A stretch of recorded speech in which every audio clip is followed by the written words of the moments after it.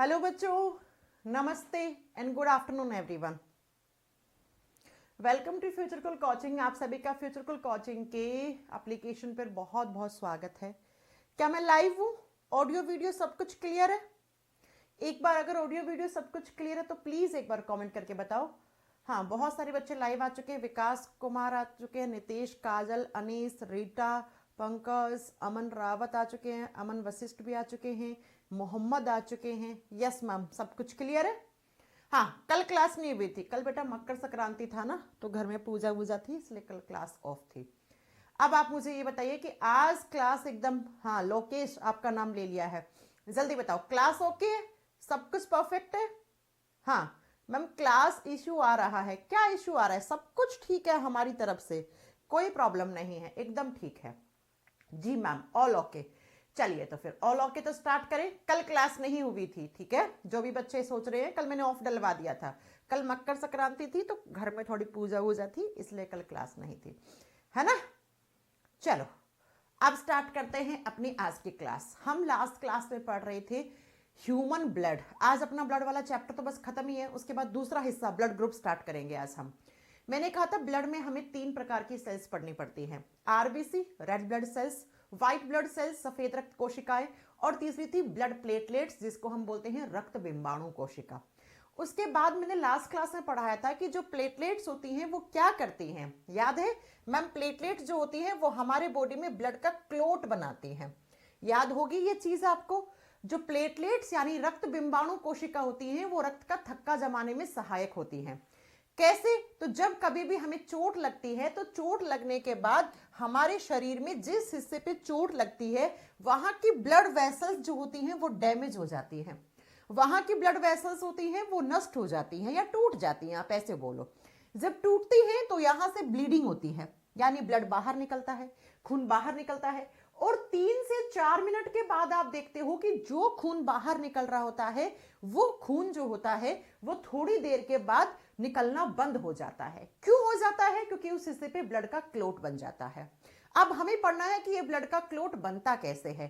तो पिछली क्लास में मैंने पढ़ाया था कि ब्लड क्लोटिंग की 3 केमिकल रिएक्शन होती हैं, 3 रासायनिक अभिक्रियाएं होती हैं।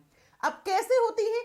तीनों केमिकल रिएक्शन को एक साथ मिलाकर आप ब्लड क्लोटिंग प्रोसेस कहते हो, ठीक है? अब ये तीनों रिएक्शन से बहुत सारे मैं 10 क्वेश्चन बनाऊंगी, 10 के 10 आपको क्वेश्चंस याद होने चाहिए, बस यही एग्जाम में आते हैं। अब जरा ध्यान से सुनो, मैं फिर रिपीट करती हूँ लास्ट क्लास वाला, क्योंकि यहाँ पे क्लास थोड़ी अटक गई थी तो प्रॉब्लम आ रही थी। ये आपकी ब्लड वेसल फटी, फटने से खून बाहर निकला, तो इसी खून में कैल्शियम होता है। जी मैम, आपने पिछली क्लास में पढ़ाया था कैल्शियम होता है, और जिस हिस्से से खून निकल रहा है वहां की सेल्स डैमेज हो जाती हैं। जब हमें चोट लगता है तो जिस हिस्से पे चोट लगती है उस हिस्से पे क्या हो जाता है, सेल्स वहां की डैमेज हो जाती हैं, वहां की क्षतिग्रस्त हो जाती हैं। और जब सेल्स डैमेज होती हैं तो वो एक केमिकल सिक्रीट करती हैं जिसको थ्रोम्बोप्लास्टिन केमिकल कहते हैं, याद है ना? इतनी चीज मैम ने पढ़ाई थी। और मैंने पिछली क्लास में एक चीज और बताई थी कि हमारे खून में अंदर, शरीर के अंदर की तरफ कभी भी ब्लड का क्लोटिंग नहीं होना चाहिए, ना ही होता है। तो अंदर खून को जमने से कौन बचाता है? हिपैरिन बचाता है। इतनी बात बताई थी जी मैम। अब आ जाओ, आज की क्लास यहां से शुरू करते हैं। तो जब ब्लड का क्लोट बनता है तो 3 केमिकल रिएक्शन होती हैं। पहली केमिकल रिएक्शन क्या होती है? तो हमारे खून में प्रोथ्रोम्बिन नाम की प्रोटीन होती है, और ये प्रोथ्रोम्बिन प्रोटीन है, ये कैल्शियम और थ्रोम्बोप्लास्टिन नाम के केमिकल की प्रेजेंस से किस में बदल जाती है? थ्रोम्बिन नाम के प्रोटीन में बदल जाती है।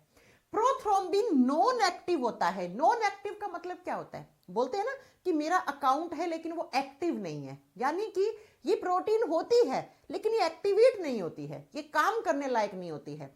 तो काम करता कौन है? जब ये प्रोथ्रोम्बिन थ्रोम्बिन में बदल जाता है तो थ्रोम्बिन एक्टिव हो जाता है।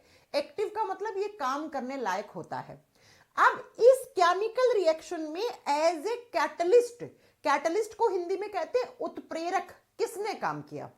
बेटा आपने सुना होगा किसी भी केमिकल रिएक्शन में अगर हम कैटलिस्ट यानी उत्प्रेरक लगा देते हैं, ऐड कर देते हैं, तो उस केमिकल रिएक्शन की स्पीड बढ़ जाती है। तो क्योंकि ये केमिकल रिएक्शन है, यहां पर इस केमिकल रिएक्शन में एक तो कैल्शियम और दूसरा थ्रोम्बोप्लास्टिन नाम का केमिकल, अब आप कहोगे मैम कहां से आए हैं, ये दोनों खून में होते हैं, इनकी प्रेजेंस में प्रोथ्रोम्बिन थ्रोम्बिन में बदल जाता है। अब ये थ्रोम्बिन क्या करता है, सुनना, ये थ्रोम्बिन जाता है और ये थ्रोम्बिन हिपैरिन को डीएक्टिवेट कर देता है। हिपैरिन को क्या करता है, डीएक्टिवेट कर देता है, कहता है हिपैरिन अब तुम अपना जो प्रभाव है उसको खत्म कर दो। अब आप मुझे बताओ कि हिपैरिन क्या करता है। मैम हिपैरिन जो है वो हमारे खून में रक्त के थक्के को क्यों बंधने नहीं देता, क्योंकि अब चोट लगी है तो अब तो ब्लड का क्लॉट होना चाहिए। तो सबसे पहले थ्रोम्बिन जाता है और थ्रोम्बिन जाके क्या करता है, हिपैरिन को डीएक्टिवेट कर देता है। अब हिपैरिन काम करने लायक नहीं बचा, यानी कि अब हिपैरिन रोक नहीं सकता है ब्लड का क्लॉट होने से। क्यों, क्योंकि हिपैरिन तो डीएक्टिवेट हो गया। डीएक्टिवेट का मतलब क्या है, हिपैरिन काम करने लायक नहीं बचा। तो सुनो एग्जाम में कैसे क्वेश्चन आएगा। एग्जाम में क्वेश्चन पूछता है कि वो कौन सी प्रोटीन है जो हिपैरिन को डीएक्टिवेट करती है, तो आपका आंसर क्या होगा, थ्रोम्बिन। आई बात समझ में कैसे क्वेश्चन आएगा एग्जाम में, जी मैम। तो ये पहली केमिकल रिएक्शन हो गई। अब दूसरी केमिकल रिएक्शन में क्या होता है, तो मैंने आपको पढ़ाया था हमारे खून में मुख्य प्रोटीन कौन सा होता है जो ब्लड का क्लॉट बनाता है। मैम आपने बताया था फाइब्रिनोजन होता है, हिंदी में इसको फिब्रिनोजन भी कहा जाता है। तो फिब्रिनोजन नाम की एक प्रोटीन होती है जो रक्त का थक्का जमाने वाली मेन प्रोटीन है, मुख्य प्रोटीन है। अब दूसरी केमिकल रिएक्शन में क्या होता है, ये फाइब्रिनोजन जो है वो टूट जाता है या कह दो बदल जाता है, किसमें, फाइब्रिन में बदल जाता है। किसकी प्रेजेंस में, किसकी सहायता से बदलता है, तो ये बदलता है बेटा एक तो थ्रोम्बिन की सहायता से। थ्रोम्बिन यहां पर एज ए कैटलिस्ट काम करता है, या एक दूसरा एंजाइम होता है जिसका नाम होता है पेप्सिन। पेप्सिन पेप्सिन या थ्रोम्बिन नाम के एंजाइम की प्रेजेंस में, ये प्रोटीन है। आप बोलोगे मैं प्रोटीन को एंजाइम क्यों बोल रहे हो, बिकॉज बेटा ये ऐसा एंजाइम है जो प्रोटीन से बना हुआ है, ठीक है। इनकी सहायता से फाइब्रिनोजन फाइब्रिन में बदल गया। अब फाइब्रिन क्या होता है, फाइब्रिन इस तरीके का रेशेदार प्रोटीन होता है, इसमें बहुत सारे रेशे होते हैं, ऐसे ऐसे धागे होते हैं। तो अब तीसरी केमिकल रिएक्शन में क्या होगा वो समझो, ये दो हो गई, ये तीसरी केमिकल रिएक्शन में ये जो फाइब्रिन है ना बेटा, ये फाइब्रिन अपने साथ खून को जोड़ लेता है। अब खून में क्या होती हैं, तो ब्लड सेल्स होती हैं, रक्त वाहिकाएं ब्लड सेल्स यानी रक्त कोशिकाएं होती हैं। और जैसे ही फाइब्रिन ने अपने रेशे खोले तो इन रेशों में यहां पर आके फंस जाती हैं क्या, ब्लड सेल्स, रक्त की कोशिकाएं ऐसे आके फंस जाएंगी। तो जो खून आपका बाहर निकल रहा था ब्लीडिंग के समय, वही खून यहीं पे रुक जाता है और ऐसा क्या बन जाता है, एक क्लोट बन जाता है। ये रक्त का थक्का कहलाता है, इसको ब्लड का क्लोट कहते हैं। इसे क्या कहते हैं, ब्लड क्लोट कहते हैं, रक्त का थक्का जमना कहते हैं। अब इस केमिकल रिएक्शन में कौन काम आता है, तो बेटा इसमें एक विटामिन काम आता है। और कौन सा विटामिन काम आता है, विटामिन के काम आता है। कौन सा विटामिन, विटामिन के काम आता है। इसीलिए आप बुक्स में पढ़ते हो कि विटामिन के रक्त का थक्का जमने में सहायक होता है। अब आप कहोगे मैम हमें समझ में नहीं आया, कोई बात नहीं, फिर से समझाते हैं, ध्यान से समझना, फिर क्वेश्चंस करेंगे। पहले समझो, ये छोड़ दो दिमाग में कि क्वेश्चन कैसे आएगा, मैं भी समझाती हूं कैसे आएगा। देखो मैंने कहा आपको कहीं पर भी चोट लगी, जी मैम चोट लग गई। चोट लगने से आपका खून बाहर निकलता है, 4-5 मिनट के बाद खून निकलना बंद हो जाता है, ब्लीडिंग रुक जाती है। क्यों रुक जाती है, क्योंकि उस हिस्से पे ब्लड का क्लोट बन जाता है, रक्त का थक्का बन जाता है। अब ये जो रक्त का थक्का जमता है ना, इसमें 3 केमिकल रिएक्शन होती है, 3 रासायनिक अभिक्रिया होती है। पहली रासायनिक अभिक्रिया में प्रोथ्रोम्बिन नाम का प्रोटीन होता है, वो एक्टिव होता है, किसमें बदल जाता है, थ्रोम्बिन में। किसके प्रेजेंस में, एग्जामिनर पूछेगा तो कैल्शियम और थ्रोम्बोप्लास्टिन की प्रेजेंस में। अब ये थ्रोम्बिन क्या करता है, ये जाके हिपैरिन को कहता है हिपैरिन तुम शांत हो जाओ, अब तो ब्लड का क्लॉट करना है। और तुम क्लोटिंग से रोक रहे हो तो भैया तुम शांत पड़ जाओ। तो हिपैरिन कहता है ठीक है भैया तुम ब्लड का क्लोट कर लो, मैं शांत हूं। तो हिपैरिन डीएक्टिवेट हो गया। अब हिपैरिन कहेगा बनने दो ब्लड का क्लोट। तो अब दूसरी रिएक्शन में क्या होगा, मुख्य प्रोटीन जो रक्त का थक्का जमाता है उसको हम फाइब्रिनोजन कहते हैं। ये फाइब्रिनोजन थ्रोम्बिन या पेप्सिन नाम के एंजाइम्स की, एंजाइम या प्रोटीन भी बोल सकते हो बिकॉज ये दोनों एंजाइम प्रोटीन से बने हुए होते हैं, इनका नेचर प्रोटीन होता है, इनकी प्रेजेंस में फाइब्रिन में बदल जाता है। ये फाइब्रिन ऐसे रेशेदार प्रोटीन होता है, अरे जैसे माला होती है, माले में धागा होता है, धागे के अंदर आप क्या मोती पिरो देते हो, तो वो धागे के अंदर मोती जब पिरो देते आप मोती बिखरेंगे नहीं, है ना। तो ऐसे ही ये रेशेदार प्रोटीन है, धागा है, और ये धागे के अंदर आके यहाँ पे ब्लड सेल्स जो होती हैं वो फंस जाती हैं। और जैसे ही ब्लड सेल्स यानी रक्त कोशिकाएं इसमें आकर फंस गई तो बेटा क्या होगा, एक मैश बन जाएगा, एक क्लोट बन जाएगा, और उसी क्लोट को आप ब्लड का क्लोट कहते हैं। अब मैं इसी चीज को एनसीईआरटी के डायग्राम से दिखाती हूं आपको कि एनसीईआरटी में क्या दिया हुआ है। इधर आओ, ये देखो, ये देखो क्या दिया हुआ है, ध्यान से देखना। जो चीज मैंने पढ़ाई है डिटेल में वही एनसीईआरटी में दी हुई है। प्रोथ्रोम्बिन थ्रोम्बिन में बदला, बड़ा कर दूं, चलो। आप कह रहे होंगे मैम दिख नहीं रहा, अब दिख रहा है जी मैम, आ जाओ। देखो एनसीईआरटी में क्या दिया हुआ है, प्रोथ्रोम्बिन थ्रोम्बिन में बदला, फिर फाइब्रिनोजन फाइब्रिन में बदला, और फाइब्रिन से ब्लड का क्लोट बन गया। और क्लोट कैसा होता है, ये देखो, ये धागे हैं, हाँ जी मैम, इन धागों के अंदर क्या है, आरबीसी डब्ल्यूबीसी प्लेटलेट्स आके फंस गई, इसी को फाइब्रिन का मैश बोलते हैं। मैश का मतलब है यहाँ पे जाल, है ना, जैसे चिड़ियों को फंसाने के लिए जाल छोड़ा जाता है, वैसे ब्लड सेल्स को फंसाने के लिए ये जाल बन गया है। इस जाल को किसने बनाया, फाइब्रिन ने, ठीक है, किसने बनाया, फाइब्रिन ने बनाया। आगे बात समझ में, और अच्छे से समझना है, चलिए आपको एक फोटो और दिखाते हैं। ये देखो बेटा, जो चीज मैंने समझाई है वो सेम लिखी हुई है। प्रोथ्रोम्बिन थ्रोम्बिन में बदल रहा है, फाइब्रिनोजन फाइब्रिन में बदल रहा है, और फाइब्रिन से ऐसा क्या बन गया, ब्लड का क्लोट बन गया। ये देखो, ये देखो। और जो मैंने बना के बताई वही चीज है। ब्रोकन वेसल, ब्रोकन वेसल का मतलब है कोई ब्लड वेसल फट गई, फटने से ऐसे खून निकल रहा था बाहर, आरबीसी निकल रही थी, देखो थोड़ी देर के बाद प्लेटलेट्स एक्टिवेट हुई तो ये रिएक्शन हुई तो ब्लड का क्लोट बन गया, और ब्लड का क्लोट बन गया तो अब खून बाहर नहीं निकल रहा, वो आपकी धमनियों में ऐसे दौड़ रहा है, खून अंदर ही है। ये लो, ये लो, आगे बात समझ में। अब आप पूछो मेरे से कि मैम आखिर एग्जामिनर कैसे क्वेश्चन पूछेगा। चलिए फिर एक एक करके सारे क्वेश्चंस करवाते हैं, आप लोग आंसर करना, ठीक है। देखते हैं आपको कितना समझ में आया। चलिए मैं शॉर्ट फॉर्म में लिखूंगी, पूरा नहीं लिखूंगी, लेकिन आप अपनी नोटबुक में पूरा लिखना। अगर एग्जामिनर पूछ ले कौन सा मिनरल है जो आपका ब्लड क्लोटिंग में हेल्प करता है, मिनरल का मतलब होता है खनिज तत्व है, कैल्शियम मैग्नीशियम फास्फोरस पोटेशियम, कौन है, तो आंसर क्या करके आओगे, calcium is helpful in blood clotting process. Calcium रक्त का थक्का जमाने में सहायक होता है।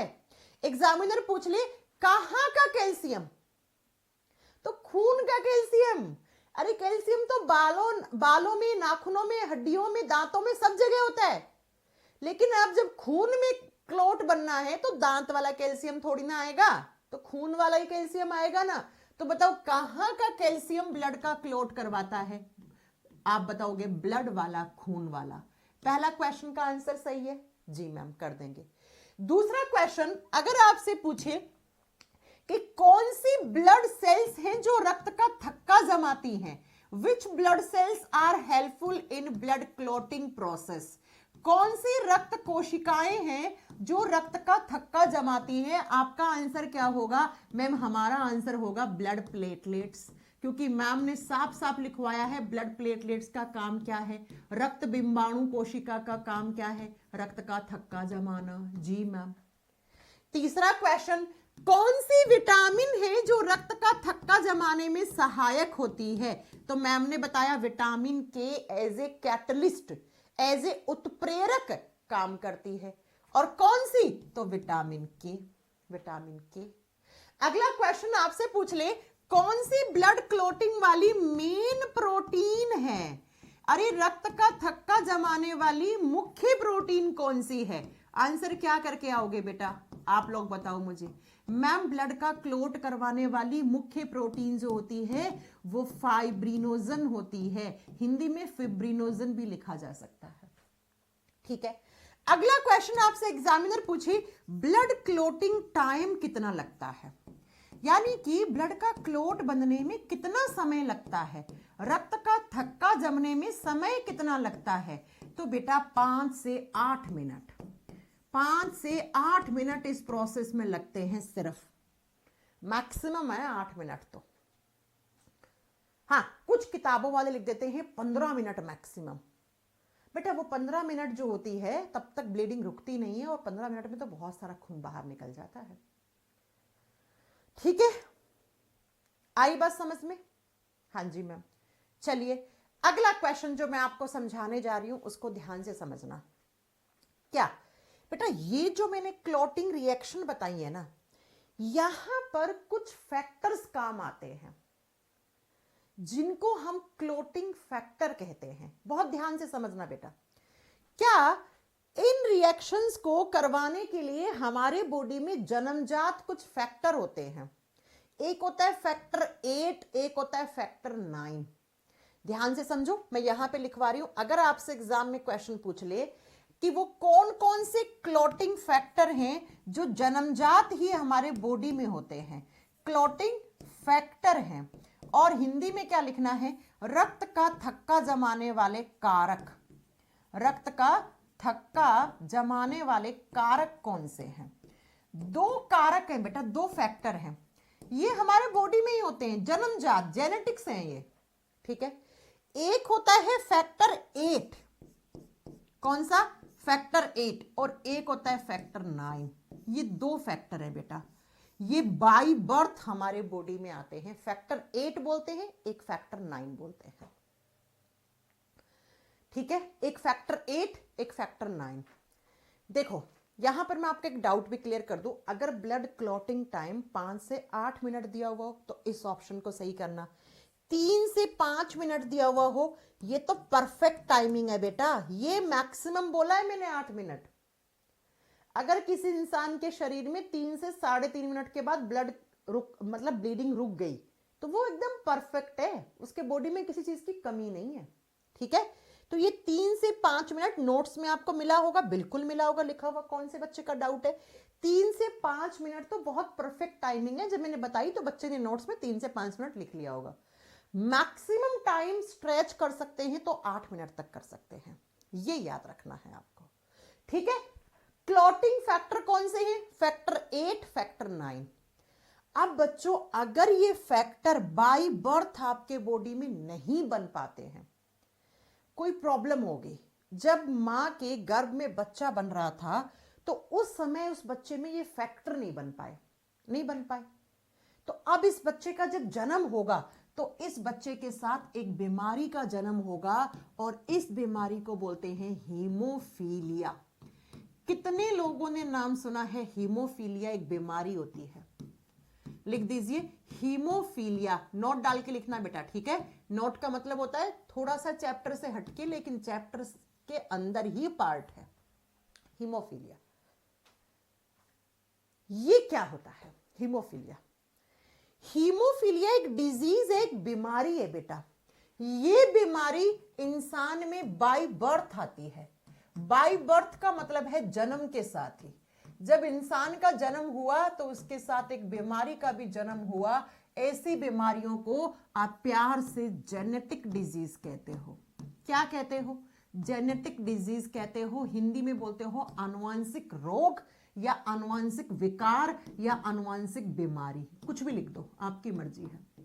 आनुवंशिक बीमारी कहते हैं इसको। क्या कहते हैं बेटा? जेनेटिक डिजीज कहते हैं। कभी भी आपके दिमाग में किसी भी किताब में किसी भी नोट्स में जेनेटिक शब्द देखो, उसका मतलब होता है बाय बर्थ, पिछली पीढ़ी से मिला हुआ। अब जन्म हुआ तो जन्म से पहले आया है तो वो पिछली पीढ़ी से आया है ना। ऐसी बीमारी जो पिछली पीढ़ी से हमें मिलती है, हमसे हमारे बच्चों में जाएंगी। एक जनरेशन से दूसरी जनरेशन में जो बीमारियां ट्रांसफर होती हैं, जो बीमारी एक पीढ़ी से दूसरी पीढ़ी में ट्रांसफर होती हैं, उन बीमारियों को आप जेनेटिक डिजीज कहते हो, उनको आप आनुवंशिक रोग कहते हो। ठीक ऐसे ही एक आनुवंशिक विकार है, एक आनुवंशिक रोग है जिसको हम हीमोफीलिया कहते हैं। अब इस हीमोफीलिया में क्या नहीं होता है, जन्म से ही क्लोटिंग फैक्टर नहीं बन पाते हैं। क्या नहीं बन पाते हैं? क्लोटिंग फैक्टर नहीं बन पाते हैं। कहने का मतलब क्या है बेटा? इसका मतलब है कि जन्म से ही बच्चे के अंदर क्लोटिंग फैक्टर का अभाव होता है। और कौन से क्लोटिंग फैक्टर? मैम ने 2 फैक्टर पढ़ाए, मैम ने 2 कारक पढ़ाए। बताओ कौन कौन सा था? एक था फैक्टर 8, एक था फैक्टर 9। ठीक है, अगर किसी बच्चे के अंदर फैक्टर 8 नहीं है तो उसको होता है हीमोफीलिया ए। हीमोफीलिया रोग होता है, लेकिन कौन से प्रकार का? ए प्रकार का।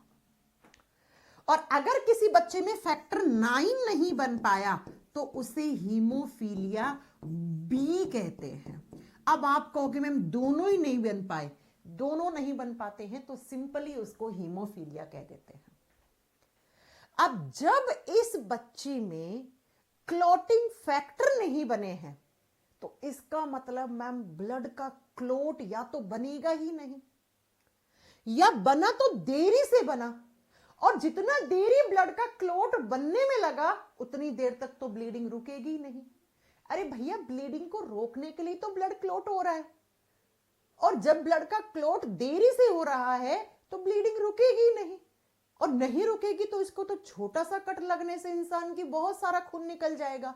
जी हाँ, तो ये वही बीमारी होती है जिसमें या तो ब्लड का क्लॉट बनेगा ही नहीं, नो ब्लड क्लॉट फॉर्मेशन। इसका मतलब है या तो रक्त का थक्का जमेगा ही नहीं, जमा तो वो लेट से जमा, लेट का मतलब देरी से रक्त का थक्का जमा, और जितनी देरी से ब्लड का क्लॉट हुआ उतना ज्यादा उसको ब्लीडिंग होएगा। ऐसे इंसानों को छोटा सा कट लगने से बहुत सारा खून निकल जाता है। और आप जानते हैं ये बीमारी सबसे पहले किसमें पकड़ी गई थी? क्वीन विक्टोरिया की फैमिली में। किसमें? क्वीन विक्टोरिया की फैमिली में पकड़ी गई, महारानी विक्टोरिया। अब विक्टोरिया जो है वो रॉयल जो थी वो रॉयल फैमिली से थी, तो कभी कभी इसी बीमारी का दूसरा नाम दे देते हैं रॉयल डिजीज, क्योंकि बेटा ये रॉयल फैमिली में सबसे पहली बार पकड़ी गई थी। पकड़ने का मतलब सबसे पहली बार इसकी खोज हुई थी। क्या हुई थी? खोज हुई थी। आई मेरी बात समझ में? तो अब एग्जामिनर कैसे क्वेश्चन पूछता है उस पे बात करते हैं।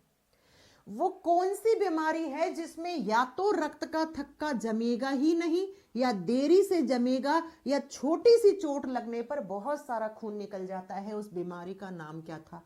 हीमोफीलिया।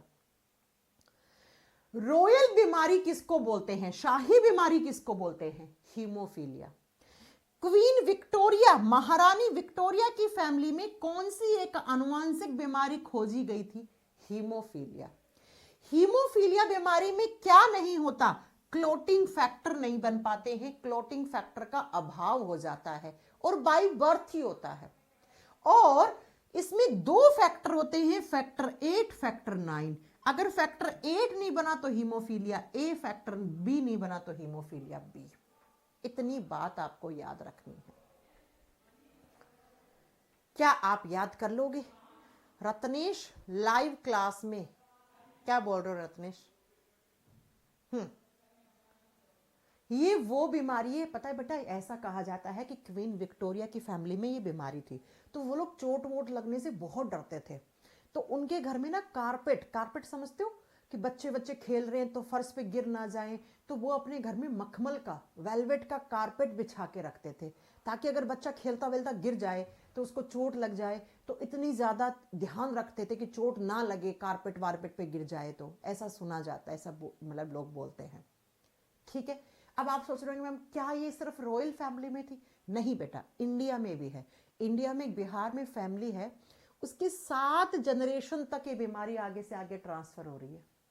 हाँ, बिहार में जो फैमिली है उसकी 7 पीढ़ी में दादा से फिर मतलब पापा में, पापा से बेटे में, बेटे से पोते में, ऐसे करते करते 7 जनरेशन तक ये बीमारी ट्रांसफर हो रही है आगे से आगे। उस पर रिसर्च चल रही है। ठीक है, याद कर लोगे कि कौन सी बीमारी में ब्लड का क्लॉट नहीं बन पाता? जी मैम, तो ये हमारा ब्लड का क्लॉट बनाने वाली सेल्स होती हैं, जिनको हम क्या कहते हैं? ब्लड प्लेटलेट्स कहते हैं। और इसी के साथ हमारा ब्लड के सारे कंपोनेंट्स खत्म हो गए। अब मैं आपसे अगर थका हुआ क्वेश्चन पूछ लूं कि आपके बॉडी में ब्लड प्लेटलेट्स की कमी हो गई तो क्या हो जाएगा? चलो लिखना है, आ जाइए लिखवा देते हैं। लिख लीजिए, कोई बात नहीं है। लिखिए डिजीज ऑफ प्लेटलेट्स। जब आरबीसी डब्ल्यूबीसी लिखिए तो प्लेटलेट्स की भी लिख डालते हैं। Disease of platelets. प्लेटलेट्स की कौन कौन सी बीमारियां हैं? ऐसी बीमारियां जो प्लेटलेट्स से संबंधित हैं। रक्त बिंबाणु कोशिका की बीमारियां, रक्त बिंबाणु कोशिका की बीमारियां।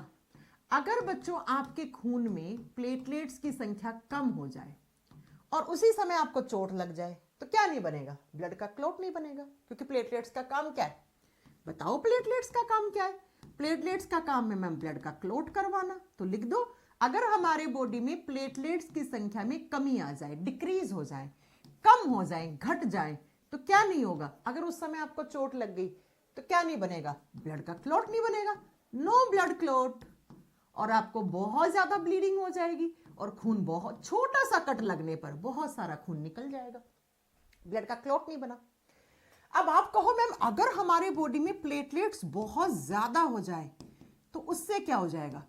अरे भैया, प्लेटलेट्स ज्यादा भी नहीं होनी चाहिए। मान लो मैम ने लिखवाई होनी चाहिए 4 से 5 लाख, आ गई 10 लाख, यानी जस्ट डबल होगी। तो मुझे ये बताओ प्लेटलेट्स का काम क्या है? ब्लड का क्लॉट बनाना। अब क्लॉट कहां बनाना? जब चोट लगती है। अब इतनी ज्यादा प्लेटलेट्स हैं तो वो अंदर ही खून का क्लॉट बना देती हैं। और जब ब्लड का क्लॉट हमारे बॉडी के अंदर होता है तो बेटा उस कंडीशन को थ्रोम्बोसिस कहा जाता है। उस कंडीशन को थ्रोम्बोसिस कहा जाता है। थ्रोम्बोसिस का मतलब क्या होता है? थ्रोम्बोसिस का मतलब होता है clotting inside the human body. Thrombosis, अरे यार क्या हो रहा है आज, मेरा माइंड थोड़ा। थ्रोम्बोसिस, और थ्रोम्बोसिस का मतलब क्या है? Clotting inside the human body. शरीर के अंदर क्लॉट बन गया, इनसाइड द बॉडी। लिख दूं मैं शॉर्ट फॉर्म में? ब्लड का क्लॉट है वो शरीर के अंदर हो गया। अब प्यारे बच्चों आप मुझे बताओ ब्लड का क्लॉट अंदर होने से क्या हो जाएगा? आइए मैं आपको समझाती हूं। ये कोई ब्लड वेसल है, ये पाइप है, ब्लड वेसल है, रक्तवाहिका है। इसमें खून ऐसे दौड़ रहा था। अब खून का काम क्या होता है? खून में आरबीसी, आरबीसी का काम क्या होता है? ऑक्सीजन को लेके जाना हमारे बॉडी में। ऑक्सीजन को ट्रांसपोर्ट करने का काम किसका होता है? आरबीसी का। आरबीसी किस में है? खून में है। अब मैंने कहा आपके खून में प्लेटलेट्स बहुत ज्यादा होगी, ज्यादा होगी तो प्लेटलेट्स अंदर ही ब्लड का क्लॉट कर दी, इस खून को अंदर ही जमा दी, ऐसे खून जम गया। खून जम गया तो आप समझ ही रहे हो, खून जम गया इसका मतलब क्या? ट्रांसपोर्ट नहीं हो पाया, ऑक्सीजन ट्रांसपोर्ट नहीं होया। और ऑक्सीजन नहीं गया तो इंसान को स्ट्रोक पड़ जाता है। अगर ब्रेन के पास ऑक्सीजन नहीं गया तो ब्रेन स्ट्रोक, हार्ट के पास नहीं गया तो हार्ट स्ट्रोक। हार्ट स्ट्रोक का मतलब क्या है? हार्ट अटैक इंसान को। तो मैं ये कहना चाह रही हूं कि क्लॉटिंग अंदर नहीं होनी चाहिए। अंदर हुआ इसका मतलब ब्रेन डेड, हार्ट डेड, इंसान की मृत्यु तक हो सकती है। सुनते नहीं हो फलाना इंसान को रात को सोया था, सुबह उठा ही नहीं क्योंकि उसकी ब्रेन वाली नस में क्लॉट पकड़ा गया। बाद में पता लगता है कि जो नस ब्रेन तक ऑक्सीजन लेके जाती थी उसका तो खून ही जम गया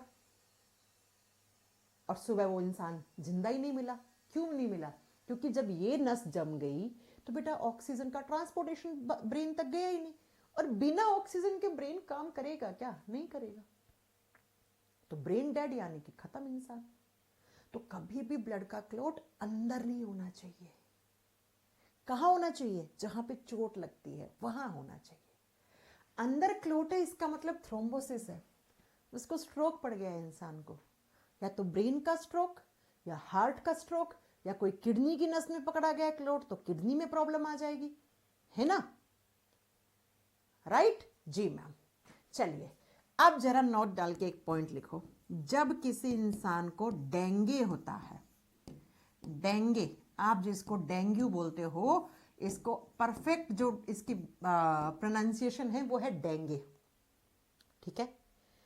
जब किसी इंसान को डेंगू होता है यानी डेंगू होता है तो उस इंसान की ब्लड प्लेटलेट्स में कमी आ जाती है या उसकी ब्लड प्लेटलेट्स गिरने लग जाती हैं। ब्लड प्लेटलेट्स क्या हो जाती हैं, डिक्रीज हो जाती हैं। डिक्रीज का मतलब क्या होता है, कम हो जाती हैं। तो लिखिए आप, जब किसी इंसान का क्या हो जाता है, किसी इंसान को डेंगू होता है तो रक्त बिंबाणु कोशिका गिर जाती हैं, घट जाती हैं या उनमें कमी आ जाती है। सुना होगा आपने, फलाना इंसान का डेंगू बिगड़ गया तो डॉक्टर ने बोला है आपकी प्लेटलेट्स तो 50-60 हजार आ गई हैं, अब आपको प्लेटलेट्स चढ़ानी पड़ेंगी, तो कोई डोनर ढूंढ लो जो आपको प्लेटलेट्स चढ़ाए, है ना, ऐसा आपने सुना होगा। जी मैम। तो क्या ऐसा होता क्यों है वो सुनो। डेंगू होता है बेटा एक वायरस की वजह से, और जो डेंगू वाला वायरस, अच्छा डेंगू होता है किससे, आप बोलोगे मच्छर काटने से। अरे मच्छर तो एक वेक्टर है, मच्छर तो एक वाहक है, मच्छर में वायरस रहता है, और वो वायरस जैसे ही मच्छर ने आपको काटा, काटने से आपका खून पिया तो खून में वो वायरस छोड़ गया। वो वायरस आएगा खून में और खून में किसकी संख्या घटा देगा, प्लेटलेट्स की। प्लेटलेट्स को डिस्ट्रॉय कर देता है, प्लेटलेट्स को नष्ट कर देता है। तो जितना ज्यादा डेंगू फैला उतनी ही कम प्लेटलेट्स, और प्लेटलेट्स कम हो जाती हैं तो खून पतला होना शुरू हो जाता है, जिसकी वजह से इंसान को इंटरनली ब्लीडिंग हो सकती है। उसकी आंतों से खून निकल सकता है, उसकी नाक से खून निकल सकता है, उसको खून की उल्टी हो सकती है। इसलिए डॉक्टर कहता है अगर जान बचानी है तो भैया इनको ब्लड प्लेटलेट सब चढ़ानी पड़ेंगी। जैसे जैसे प्लेटलेट्स का काउंट कम आता है, 1-1.5 लाख आना शुरू होता है, डॉक्टर बता देता है कि अब डेंजर कंडीशन आ रही है। तो या तो आप मतलब ऐसी चीजें खाओ, जैसे पपीते के पत्ते में प्लेटलेट्स बढ़ाने वाला प्रोटीन जिलेटिन पाया जाता है, या फिर आप नारियल का पानी पियो, आपने सुना होगा, बकरी का दूध पिलाओ, बकरी के दूध से भी प्लेटलेट्स बढ़ जाती हैं, कम समय में तेजी से बनने लग जाती हैं। तो या तो आप ये खाओ, और अगर नहीं खा पा रहे हो तो भैया अब कोई ऐसा डोनर ढूंढो जो अपने खून में से प्लेटलेट्स आपको दे दे, तो ही आप जिंदा बच पाओगे। ठीक है, आगे बात समझ में, है ना। मैम मेरी 2000 हुई थी मैम, हो ही नहीं सकता, 2000 हो गई, तुम जिंदा बैठे हो मेरी क्लास में कमेंट कर रहे हो, हक, किसने बोला ये, हाँ 2000 प्लेटलेट से तुम जिंदा बैठ के मेरी क्लास में कमेंट कर रहे हो, अरे ना बेटा। ठीक है, आगे बात समझ में। मैम केमिस्ट्री कब से, अभी मत रोशन काय को पढ़ रहे हो, फिजिक्स चल रहा है बढ़िया, बायो चल रहा है, अभी 2 ही सब्जेक्ट चलेंगे, पहले बायो खत्म करेंगे फिर केमिस्ट्री पे आएंगे, रुक जाओ। फाउंडेशन बैच है तो फाउंडेशन बैच में आपको बोला है 4 से 5 महीने में सिलेबस खत्म हो जाएगा, तो हो जाएगा, अब कैसे करना है वो हम पे छोड़ दो ना। ठीक है, आगे बात समझ में। अब मैं आपको एक बात बताती हूँ, इन जनरल आपकी लाइफ में काम आए, नॉलेज होना चाहिए आपको। बेटा एक दवा होती है एस्प्रिन नाम की, आपने सुना है कभी, एस्प्रिन नाम की दवा होती है, टैबलेट आती है एस्प्रिन। ये एस्प्रिन कब दी जाती है, ये एस्प्रिन तब दी जाती है जब किसी इंसान को अंदर क्लोटिंग हो, या इंसान के कहीं स्ट्रोक हो गया है, या इंसान की चेस्ट वेस्ट में दर्द हो रहा है, हार्ट में पेन हो रहा है, एंजाइना वगैरह होता है, तब उसको दी जाती है। ये एस्प्रिन करती क्या है, जो खून जमा हुआ होता है, स्ट्रोक वगैरह पड़ता है, खून गाढ़ा हो जाता है, तो उसको पतला करने का काम करती है। अब अगर गलती से ये एस्प्रिन दवा ऐसे इंसान को दे दी जिस इंसान को डेंगू है, तो उसका उसने कत्ल कर दिया, मतलब उसका मर्डर कर दिया, मर जाएगा वो इंसान। क्यों मर जाएगा, क्योंकि बेटा पहली बात तो उसको डेंगू है, डेंगू है इसका मतलब उसमें प्लेटलेट्स की कमी है, कमी है तो मतलब उसका खून पतला ही हो रहा है, पहले से ही खून पतला हो रहा है, और उस समय तुमने खून को और पतला करने वाली दवाई दे दी एस्प्रिन, तो इंसान की तो मौत से खेल गए ना तुम। उसको तो खून की उल्टी होके मर सकता है, नाक से खून आ सकता है, गले से पाइप फट के खून आ सकता है, उसको इंटरनली आंतों से खून निकल सकता है, पेशाब में उसके खून आ सकता है और इंसान की डेथ हो सकती है। इसीलिए मैं आपको बता रही हूं, जब किसी इंसान को डेंगू होता है तो उसको कौन सी दवा से दूर रखना चाहिए? एस्प्रिन दवा से दूर रखना चाहिए, क्योंकि ये दवा सीधा उसका मर्डर कर देगी। 2 टैबलेट खत्म कर देंगी। 2 क्या, अगर बहुत ज्यादा बिगड़ा हुआ है डेंगू तो 1 में इंसान खत्म हो जाएगा। ठीक है, तो ये बात याद रखना कि डेंगू के समय कौन सी दवा डॉक्टर मतलब नहीं दी जाती है, एस्प्रिन नाम की दवा नहीं दी जाती है। एस्प्रिन होती है खून को पतला करने के लिए। एस्प्रिन कब दी जाती है? जब इंसान को स्ट्रोक वगैरह पड़ा है, इंसान के कहीं नस में खून गाढ़ा हो गया, जम गया खून, तब एस्प्रिन दी जाती है स्टेरॉइड की फॉर्म में। सुना होगा ना, फलाना इंसान को स्टेरॉइड के इंजेक्शन चढ़ रहे हैं। खैर ये स्टेरॉइड वगैरह हम सब कुछ पढ़ाएंगे, अभी रुक जाओ बस। अभी फिलहाल आप इतना जानो कि डेंगू के समय एस्प्रिन नाम की दवा देना मतलब इंसान का मर्डर करना है। ठीक है, आगे बात समझ में? जी ma'am.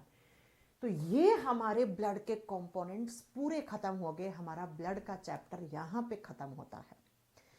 Plasma, RBC, WBC, platelet सब कुछ पढ़ा दिया है मैंने, कुछ भी नहीं बचा है। एक भी क्वेश्चन ऐसा नहीं बच सकता जो आप नहीं लगा सकते। अब हम ब्लड का दूसरा हिस्सा पढ़ेंगे, और कौन सा?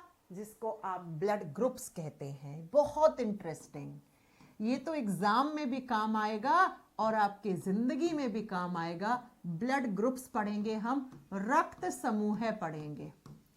आपको कोई ऐसा भाई बंधु है अपनी क्लास में जिसको उसका ब्लड ग्रुप नहीं पता? कौन है ऐसा इंसान, जल्दी बताओ, जिसको उसका ब्लड ग्रुप नहीं पता है? है कोई ऐसा महानुभाव? नहीं होना चाहिए, आपको पता होना चाहिए आपका ब्लड ग्रुप कौन सा है। क्या पता किस दिन आप किसी का खून देकर जान बचा लो, क्या पता भगवान ना करे कभी आपको खून की जरूरत पड़ जाए। तो इतना तो पता होना चाहिए कि आपका ब्लड ग्रुप कौन सा है ना? चलिए, ब्लड ग्रुप्स क्या होते हैं? अच्छा, मैं किसका ब्लड ग्रुप पढ़ा रही हूं? ह्यूमन ब्लड ग्रुप पढ़ा रही हूं। खून तो गधे में भी है, खून तो चिड़िया में भी है, खून तो कबूतर में भी है। तो खून है तो उनका भी तो कोई ना कोई ब्लड ग्रुप होगा ना। लेकिन हमें उनका ब्लड ग्रुप नहीं पढ़ना है, हमें किसका ब्लड ग्रुप पढ़ना है? हमें ह्यूमन ब्लड ग्रुप पढ़ना पड़ता है, हमें मानव का रक्त समूह पढ़ना पड़ता है। और सुनो, ह्यूमन ब्लड ग्रुप जिस सिस्टम में आता है उस सिस्टम को ABO सिस्टम कहते हैं। कौन सा सिस्टम कहते हैं? ABO सिस्टम, हिंदी में ABO तंत्र कहते हैं। यानी कि मैम आप ये कह रही हैं कि इतने सारे जानवरों पक्षियों में खून होता है, उनके खून में ह्यूमंस का खून कौन से ब्लड ग्रुप में आता है? तो ABO सिस्टम में आता है। हमारे ब्लड सिस्टम को हम, या ब्लड ग्रुप सिस्टम को ABO सिस्टम कहते हैं। और ऐसे वर्ल्ड में 55 से भी ज्यादा ब्लड ग्रुप हैं। एक होगा सिस्टम जिसमें कबूतर का ब्लड ग्रुप होगा, एक होगा जिसमें गधे का होगा, एक में बंदर का होगा, एक में लंगूर का होगा, एक में हाथी का होगा, एक में शेर का होगा। हमें क्या मतलब है? हमें सिर्फ पढ़ना है ह्यूमन ब्लड ग्रुप सिस्टम, और जो किस में आता है? ABO सिस्टम में। और मैम ने कहा ऐसे सिस्टम जो हैं वो पूरे वर्ल्ड में 55 से भी ज्यादा हैं। लेकिन हमें क्या मतलब? हमें क्या मतलब 55 से? हम तो वही पढ़ेंगे ना जिसमें हमारा खून आता है, और हमारा खून किस में आता है? ABO सिस्टम में। अब सुनो, यहां पर ABO सिस्टम का मतलब क्या है? ABO सिस्टम में कुल 8 प्रकार के ब्लड ग्रुप होते हैं। पहले सुन लो ध्यान से, कैसे होते हैं सब पढ़ाएंगे। कौन कौन सा? A positive, A negative, B positive, B negative, AB positive, AB negative, उसके बाद O पॉजिटिव, O नेगेटिव। कुल कितने हो गए? 8 हो गए। 4 पॉजिटिव, 4 नेगेटिव। तो अगर आपसे एग्जामिनर पूछ ले ABO सिस्टम में कुल कितने ब्लड ग्रुप्स हैं, आप क्या आंसर करके आओगे? 8 ब्लड ग्रुप हैं। अब ये ब्लड ग्रुप कहां से आए, तो मैं आपको एक महान वैज्ञानिक की फोटो दिखाती हूं और थोड़ी सी हिस्ट्री में लेके जाती हूं आपको, क्योंकि यहां से 3 क्वेश्चन बनेंगे। एक बहुत महान वैज्ञानिक जिनका नाम है कार्ल लैंडस्टीनर, हिंदी में सेम नाम है, लिख दे रही हूं, कार्ल लैंडस्टीनर। ये वो महान साइंटिस्ट हैं, वो महान वैज्ञानिक हैं जिन वैज्ञानिक ने पूरे वर्ल्ड को सबसे पहले ब्लड ग्रुप बताए। इन्होंने कहा भैया इंसानों का जो खून होता है उसमें ब्लड ग्रुप्स अलग अलग होते हैं। कब कहा? सुनो, ये 1900 खत्म हो रहा था और 1901 की शुरुआत हो रही थी, तब कहा। तो कुछ किताब वाले 1900 टाइप करते हैं, कुछ 1901। क्यों करते हैं? 1900 खत्म हो रहा था, 1901 की शुरुआत हो रही थी। तब इन्होंने पूरे वर्ल्ड को बोला कि भैया ह्यूमन का जो ब्लड ग्रुप है वो एबीओ सिस्टम में आता है। किसने? कार्ल लैंडस्टीनर ने। अब सुनो, कार्ल लैंडस्टीनर ने सिर्फ 3 ब्लड ग्रुप की खोज की। कौन कौन सा? A blood group, B blood group, O blood group. जबकि मैंने कहा चौथा कौन सा यहां पे? A B. ठीक है, अब 1901 में कार्ल लैंडस्टीनर ने 3 ब्लड ग्रुप खोज दिए, ए बी ओ। 1902 में, सुनना, 1902 में 2 वैज्ञानिक, ये ना भी याद करोगे छोड़ देना। कौन कौन से आप बताएंगे? एड्रिनो स्टर्ली एंड एल्फ्रेड वॉन डेक्स्टेलियो। ये छोड़ दो लाइन। इन्होंने 1902 में ए बी की खोज कर दी थी। तो 4 ब्लड ग्रुप हो गए, ए बी ओ। 4 इनके पॉजिटिव, 4 इनके नेगेटिव। ये वाला लाइन आप स्किप भी कर दोगे तब भी चलेगा, क्योंकि एग्जाम में आता है ब्लड ग्रुप के फादर कौन है, ब्लड ग्रुप के जनक कौन है। तो आपको करके आना है कार्ल लैंडस्टीनर। इनको हम फादर ऑफ ब्लड ग्रुप कहते हैं, जनक कहते हैं इनको हम एबीओ सिस्टम को। एबीओ सिस्टम को जन्म देने वाले, यानी एबीओ सिस्टम की डिस्कवरी करने वाले महान साइंटिस्ट हैं बेटा ये। तो एग्जामिनर पूछे सबसे पहले ब्लड ग्रुप की खोज किसने की? कार्ल लैंडस्टीनर ने। Who is the father of blood group? Karl Landsteiner. Who is the father of ABO system? ABO system के जनक कौन है? Karl Landsteiner. कब खोज की? 1900 से 1901 के बीच में। और ये इतनी बड़ी डिस्कवरी थी बच्चों, जिसके लिए 1930 में, लगभग 30 साल बाद, इनको नोबेल प्राइज दिया गया था। 30 साल बाद इनको, आप जानते हैं नोबेल प्राइज सबसे बड़ा प्राइज है, इनको 30 साल बाद इस डिस्कवरी के लिए नोबेल प्राइज से नवाजा गया था। और इसके बाद भी ये शांत नहीं बैठे, पता है आपको, नोबेल प्राइज के बाद भी, है ना। सुनो फिर से, मैम नोट्स तो दीजिए कंप्लीट। अरे भैया नोट्स दे तो रखे हैं, नोट्स वाले कॉलम में जाओ, कंप्लीट नोट्स दे रखे हैं। कहाँ हो, कौन सी दुनिया में हो? तो अब जरा मेरी क्वेश्चंस की आंसर करो।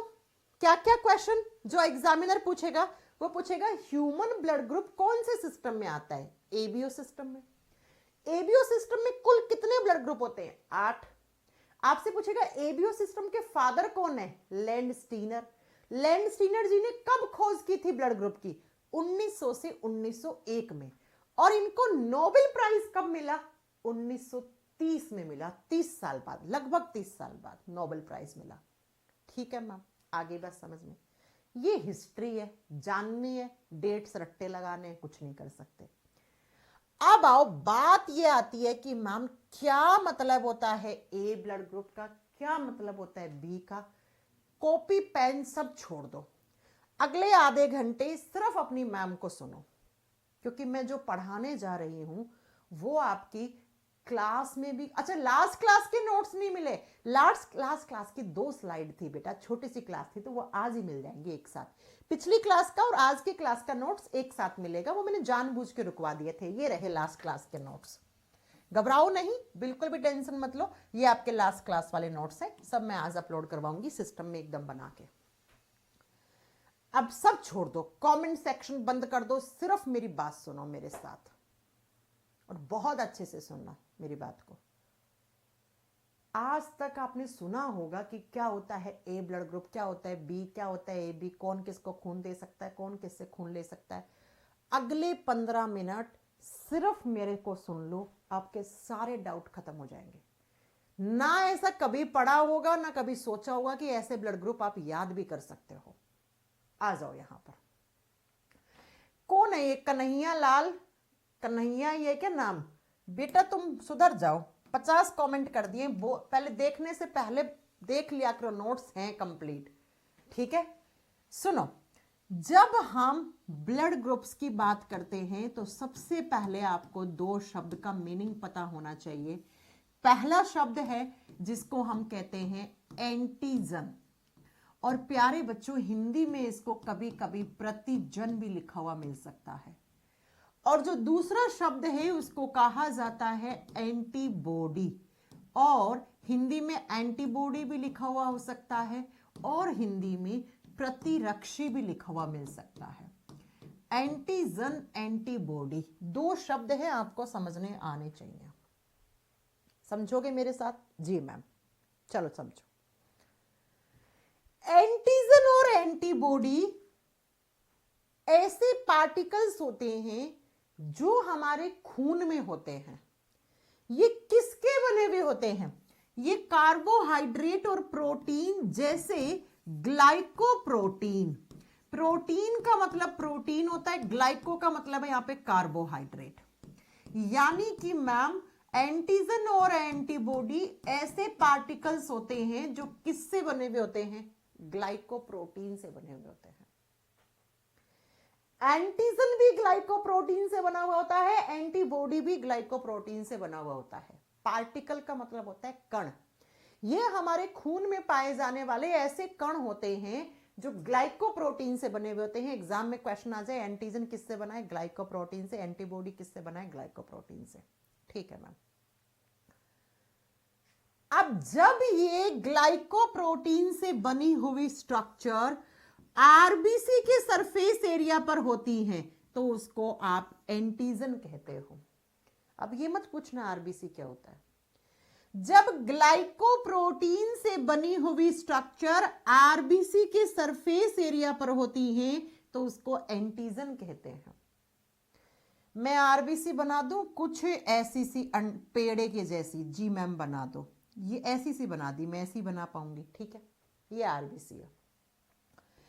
इस आरबीसी के सरफेस एरिया पर ऐसा मान लो एंटीजन है, ठीक है। ये जो बनाया ना मैम ने, ये एंटीजन है। और ये एंटीजन जो होते हैं ये दो प्रकार के होते हैं। एक होता है एंटीजन ए, एक होता है एंटीजन बी। दो प्रकार के एंटीजन होते हैं। मैं फिर से रिपीट कर रही हूं, ध्यान से सुनना। जब ग्लाइकोप्रोटीन से बनी हुई स्ट्रक्चर आरबीसी के सरफेस एरिया पर प्रेजेंट हो उसको आप एंटीजन कहते हो। और एंटीजन दो प्रकार के होते हैं, एंटीजन ए, एंटीजन बी। किसी को भाई बंधु का प्रॉब्लम? नहीं प्रॉब्लम। तो अगर आपसे एग्जामिनर क्वेश्चन पूछ ले हमारे खून में जो एंटीजन होते हैं वो कौन सी ब्लड सेल्स के सरफेस एरिया पर पाए जाते हैं? कौन सी ब्लड सेल्स है? आरबीसी। यानी कि मैम अगर मैं अपने खून में से आरबीसी को उठाऊं और इसको इलेक्ट्रॉन माइक्रोस्कोप के नीचे रखूं तो मुझे आरबीसी के सरफेस एरिया पर क्या दिखेगा? एंटीजन दिखेगा। वो एंटीजन दो प्रकार का हो सकता है, या तो ए होगा या बी होगा। जी मैम, आइए मैं आपको दिखाती हूं कि आखिर ये एंटीजन दिखता कैसा है। ये टेबल देखो, ये देखो, ये क्या है? रेड ब्लड सेल यानी लाल रक्त कोशिका। और लाल रक्त कोशिका ये रही, इस पर ये रहा ए एंटीजन। ये क्या है? एंटीजन। कौन सा बेटा? ए। और ये रहा बी एंटीजन। मैंने यही तो कहा आरबीसी के सरफेस एरिया पर दो प्रकार के एंटीजन होते हैं। कौन से? या तो ए होगा या बी होगा। जी मैम, हो गया। आ जाओ। अब एंटीबॉडीज क्या होते हैं वो सुनिए जरा ध्यान से। जब ग्लाइकोप्रोटीन से बनी हुई स्ट्रक्चर हमारे प्लाज्मा में होती है, या तो कहां होती है? प्लाज्मा में। अब बेटा मैंने कहा था प्लाज्मा में आरबीसी नहीं होती है लेकिन डब्ल्यूबीसी होती है। तो प्लाज्मा में डब्ल्यूबीसी होंगी कि नहीं होंगी? जी मैम होंगी डब्ल्यूबीसी। बहुत अच्छे से आपने पढ़ाया है। तो जब ग्लाइकोप्रोटीन से बनी हुई स्ट्रक्चर या तो हो प्लाज्मा में या हो डब्ल्यूबीसी पर तो उसको हम एंटीबॉडी कहते हैं। और एंटीबॉडी को कुछ ऐसा डिनोट करते हैं हम, ये एंटीबॉडी है। और एंटीबॉडी भी दो प्रकार की होती है। कौन कौन सी? A antibody, B antibody. फिर से सुनना, मैंने कहा जब ग्लाइकोप्रोटीन से बनी हुई स्ट्रक्चर आरबीसी के सरफेस एरिया पर है तो वो एंटीजन है बेटा। जो आरबीसी से चिपकी हुई दिखी वो एंटीजन है, और एंटीजन दो होती है, या तो ए या बी, दो एंटीजन होती है, दोनों भी हो सकती है, ना भी हो एंटीजन कोई बड़ी बात नहीं है।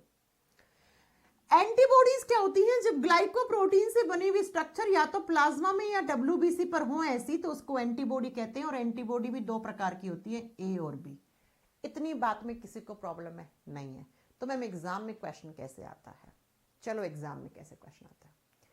एग्जामिनर पूछता है एंटीजन एंटीबॉडी किससे बने हुए होते हैं? ग्लाइकोप्रोटीन से। एग्जामिनर पूछता है एंटीजन्स कहाँ होते हैं? आरबीसी पर। एंटीजन्स कितने प्रकार के हैं? दो, ए और बी। एग्जामिनर पूछता है एंटीबॉडीज कहाँ होती हैं? या तो प्लाज्मा में या डब्ल्यूबीसी पर। बता दोगे? जी मैम। अब मैं आपको दो लाइन बोलूंगी और आप जिंदगी भर कभी नहीं भूल पाओगे कि आखिर ये ब्लड ग्रुप होता क्या है। क्या आप मेरी दो लाइन अच्छे से सुनोगे? हाँ मैम सुनेंगे। तो मैम पहली लाइन बोलने जा रही हैं और ध्यान से सुनना। आरबीसी के सरफेस एरिया पर जिस टाइप का एंटीजन है वही आपका ब्लड ग्रुप है। फिर से सुनो, आपके खून में आरबीसी है और आरबीसी के सरफेस एरिया पर जो एंटीजन है वही आपका ब्लड ग्रुप है।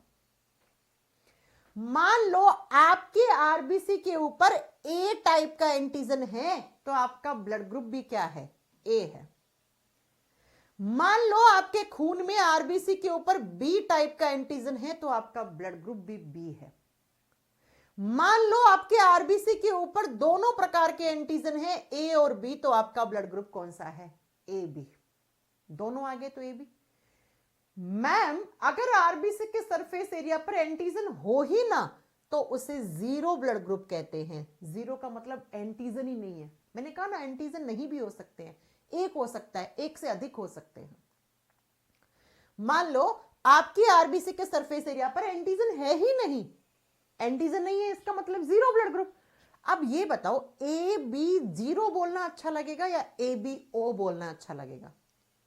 तो बेटा इसका मतलब होता जीरो है, लेकिन हम इसको सहूलियत के हिसाब से हम इसे एबीओ सिस्टम बोलने लग गए हैं। लेकिन यहां पे ये ओ नहीं है, ये बहुत कम लोगों को पता होता है। ये बात जीरो होता है, बस सहूलियत के लिए जीरो और ओ एक जैसा होता है तो भैया हम उसको ओ बोलने लग गए। लेकिन अंदर की बात तो ये है कि जीरो ब्लड ग्रुप है। तो मैंने कहा आरबीसी के सरफेस एरिया पर जिस टाइप का एंटीजन है वही आपका ब्लड ग्रुप है। अगर ए टाइप का एंटीजन है तो आपका blood group A, B type का है तो बी, दोनों हैं तो ए बी, एक भी नहीं है तो जीरो।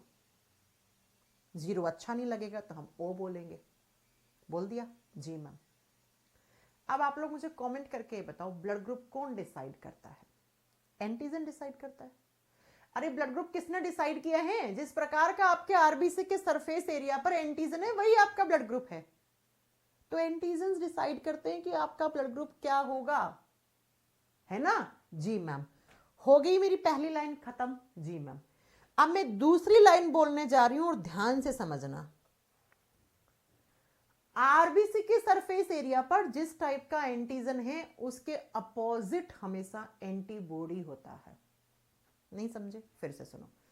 आरबीसी के सरफेस एरिया पर जिस प्रकार का एंटीजन होता है उसके विपरीत हमेशा एंटीबॉडी होता है आपके खून में।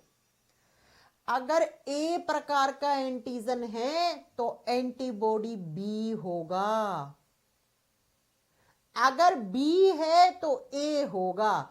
ए और बी दोनों हैं तो एंटीबॉडी होगा ही नहीं आपके खून में ए बी वाला। जीरो का मतलब कोई एंटीजन नहीं है। जब कोई एंटीजन नहीं है तो दोनों एंटीबॉडी कर सकती हूं, ए और बी। जी मैम। ये लो बन गए टेबल। आरबीसी के सरफेस एरिया पर जिस प्रकार का एंटीजन है वही आपका ब्लड ग्रुप है। जिस प्रकार का एंटीजन है उसके अपोजिट, उसके विपरीत हमेशा आपके खून में एंटीबॉडी होनी चाहिए। एंटीजन एंटीबॉडी कभी सेम नहीं हो सकती। जिस दिन एंटीजन एंटीबॉडी सेम हो गई उस दिन आपका खून का अंदर ही क्लोटिंग हो जाता है, आपकी आरबीसी ब्लास्ट कर जाती है, आरबीसी रप्चर हो जाती है, इंसान का सर्कुलेटरी सिस्टम डिस्ट्रॉय हो जाता है, इंसान की डेथ हो जाती है।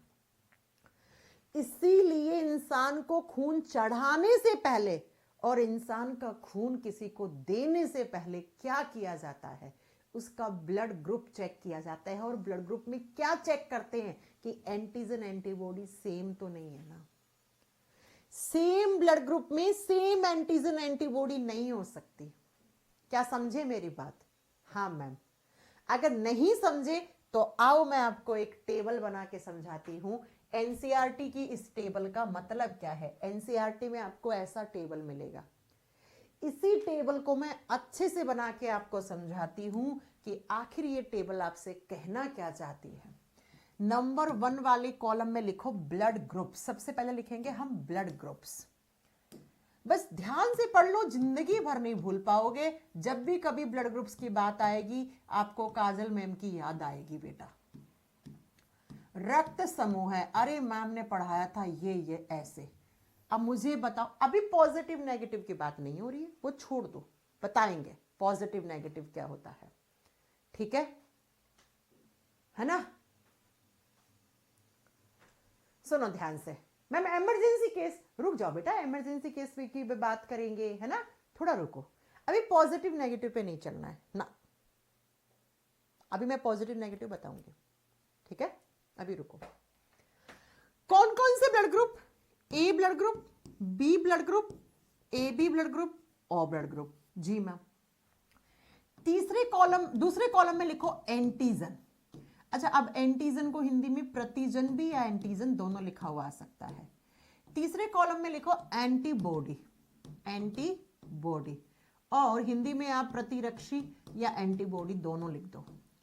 चौथे में लिखना है डोनेट। डोनेट का मतलब होता है खून देगा, कौन सा ब्लड ग्रुप वाला किसको खून देगा। और पांचवें कॉलम में लिखो एक्सेप्ट, एक्सेप्ट या रिसीव, रिसीव करना लिख लो, ठीक है? खून लेगा, कौन सा ब्लड ग्रुप वाला किससे खून लेगा। ये टेबल आपको अगले 10 मिनट में आप नींद में भी बना दोगे। कोई उठ, गहरे सपने में होंगे, कोई उठ के पूछेगा तो आप बना दोगे। आ जाओ। अगर ए ब्लड ग्रुप है तो उसमें एंटीजन कौन सा होगा? ए ही होगा, क्योंकि मैम ने अभी तो पढ़ाया आरबीसी के सरफेस एरिया पर जो एंटीजन होता है वही तो ब्लड ग्रुप होता है, यही तो पढ़ाया। तो अगर किसी का ब्लड ग्रुप ए है तो मतलब एंटीजन भी ए होगा, बी है तो बी होगा एंटीजन, ए बी है तो भैया ए और बी दोनों एंटीजन होगा। ओ नहीं, जीरो, जीरो का मतलब इसमें एंटीजन होता ही नहीं है। Antigen is absent. एब्सेंट का मतलब नहीं होता है इसमें एंटीजन, एक भी एंटीजन नहीं है ओ वाले में, है ना? ठीक है जी मैम। अब जिस प्रकार का एंटीजन है उसके विपरीत हमेशा क्या होना चाहिए? एंटीबॉडी होना चाहिए। जी मैम, है ना? जिस प्रकार का एंटीजन है उसके विपरीत हमेशा एंटीबॉडी। तो अगर एंटीजन ए है तो एंटीबॉडी कौन सी? बी।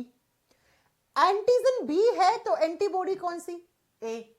यहां दोनों ही है तो एक भी नहीं होती, इसमें एंटीबॉडी होती नहीं है, एब्सेंट। एब्सेंट का मतलब नहीं पाई जाएगी, नहीं होती है।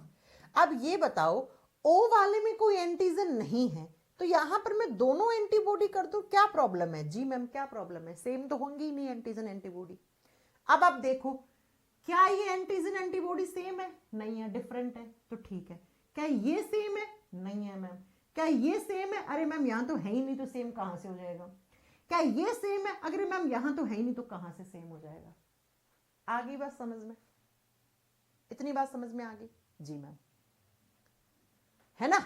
चलो, अब मैं आपको दो चीजें समझाती हूं जो आपसे एग्जामिनर पूछता है। इतनी बात में किसी को प्रॉब्लम नहीं है, होनी भी नहीं चाहिए, बहुत बेसिक चीज है। आ जाओ। क्या नोट डालकर मैं पहला पॉइंट आपको समझा रही हूं। अच्छा, लाल कलर से शायद किसी को कलर ब्लाइंडनेस हुआ तो दिखे ही ना उसे, है ना? तो येलो ले लेते हैं। सुनना ध्यान से। ए बी ब्लड ग्रुप वाले में ए बी, कौन सा blood group? A B. A B को कहा जाता है यूनिवर्सल एक्सेप्टर ब्लड ग्रुप या यूनिवर्सल आप लिख लो रिसीवर ब्लड ग्रुप, जैसे आपको लिखना है। ये सर्वग्राही है। ग्राही का मतलब होता है ग्रहण करने वाला, ये सबसे खून ले सकता है।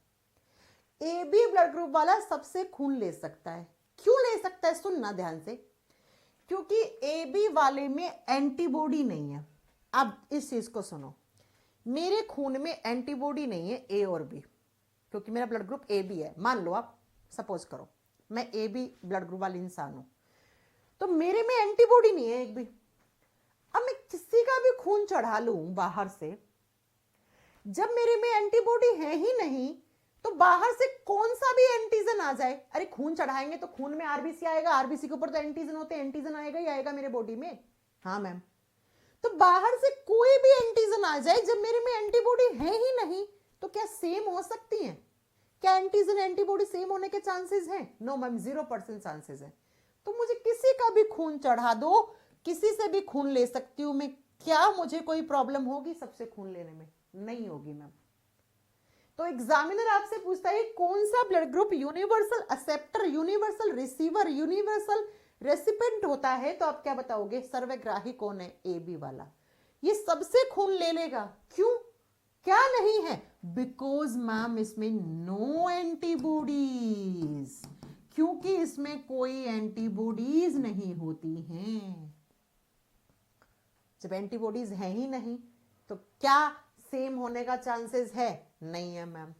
अब आओ ओ वाला। ओ नहीं है, वैसे क्या है? 0 है ना। ओ ब्लड ग्रुप, ओ वाले को कहा जाता है यूनिवर्सल डोनर ब्लड ग्रुप।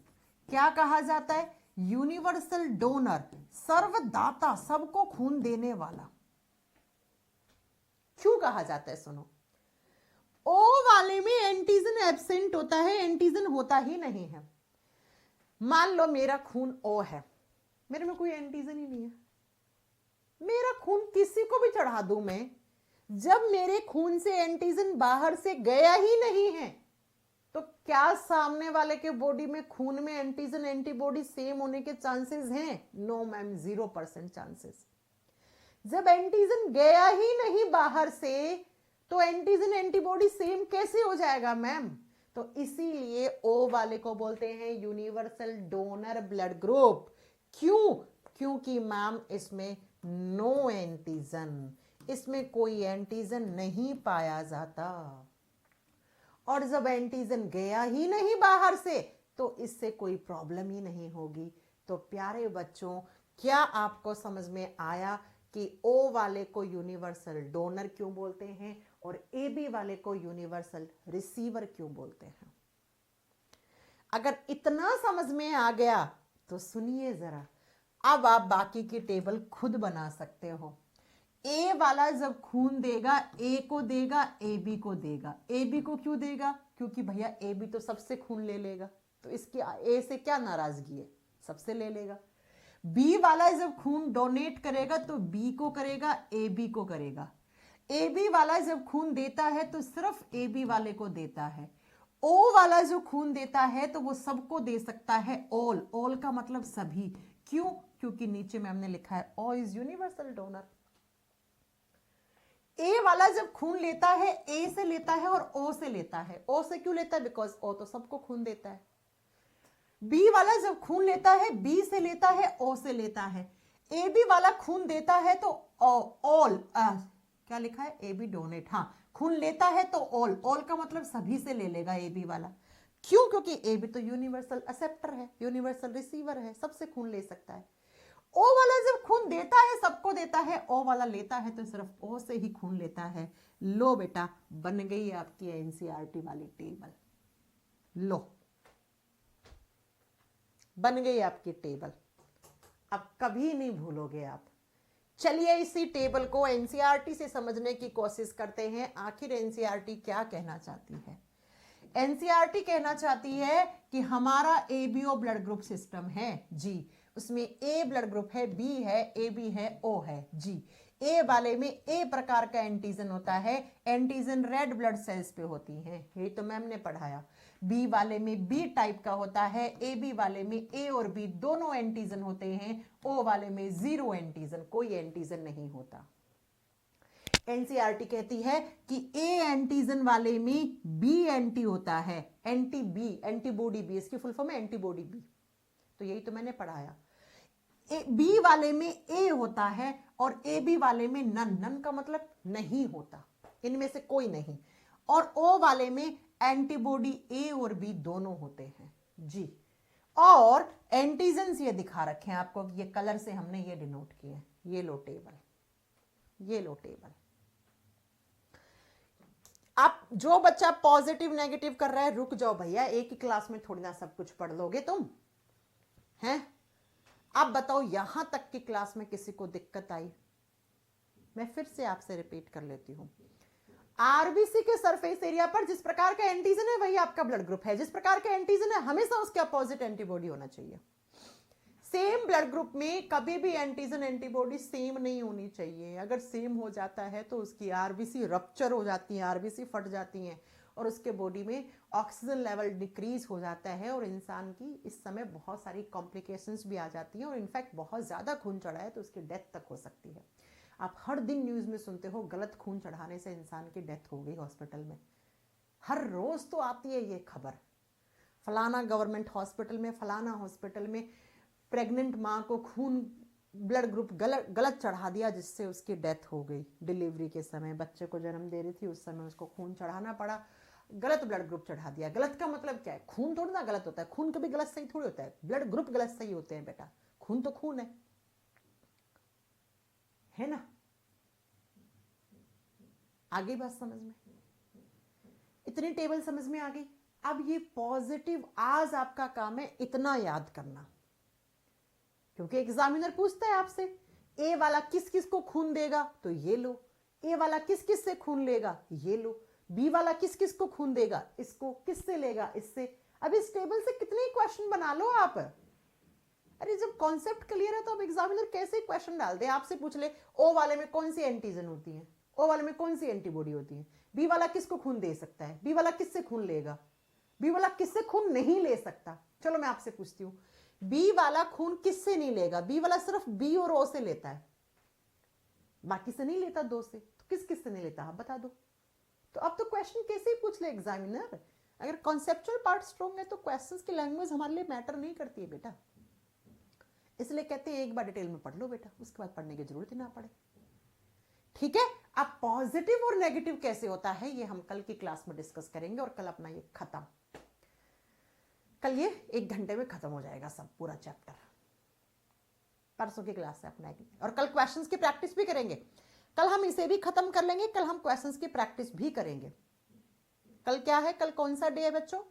कल फ्राइडे है। ओके, फिर सैटरडे संडे क्लास ऑफ रहेगी, वैसे ही मुझे दिल्ली जाना है इस बार सैटरडे संडे में, तो है ना, तो ठीक है। फिर मंडे को हम ह्यूमन हार्ट स्टार्ट करेंगे। हम हिस्ट्री की क्लास बेटा कल से स्टार्ट हो जाएगी आपकी। सर घर गए हुए हैं इसलिए क्लास डिस्टर्ब हुई है आपकी। वैसे सर की मंडे ट्यूसडे क्लास नहीं रहा करेगी, बुधवार बृहस्पतिवार शुक्रवार शनिवार क्लास रहेंगी। ठीक है? ओके, ठीक है बच्चों। तो ये पीडीएफ लास्ट क्लास वाली आज वाली एक साथ अपलोड होगी, मुझे लगा एक साथ कराएंगे ज़्यादा अच्छा रहेगा। ठीक है? केमिस्ट्री का नोट्स हो जाएगा, 20 तारीख तक का टाइम दो, अच्छे बन रहे हैं नोट्स, स्कैन करवाने हैं अभी, 20 तारीख तक केमिस्ट्री के नोट्स भी हो जाएंगे अपलोड। ठीक है मैम? क्लास 6 नहीं दिखाई दे रहा है बेटा, कल हुई नहीं थी क्लास, विपिन दिखेगा कहाँ से। कल हम क्वेश्चंस की प्रैक्टिस करेंगे, पीवाईक्यू करेंगे इस चैप्टर के। कल तैयार होके आ जाना। तैयार होने का मतलब ये नहीं तुम क्रीम पाउडर लगा के आ जाओ, तैयार होने का मतलब जो मैम ने अभी तक पढ़ाया है अब वो जानकारी करने का टाइम आ गया है। कल पता लगेगा आपकी मैडम कैसा पढ़ाती है और आप कैसा समझते हो। कल है आपका टेस्ट तो, ठीक है? तो कल मिलेंगे आपसे। कल इस चैप्टर को खत्म करके ब्लड के क्वेश्चन ही लगा डालेंगे कल की कल क्लास में, हार्ट के बाद में लगाएंगे।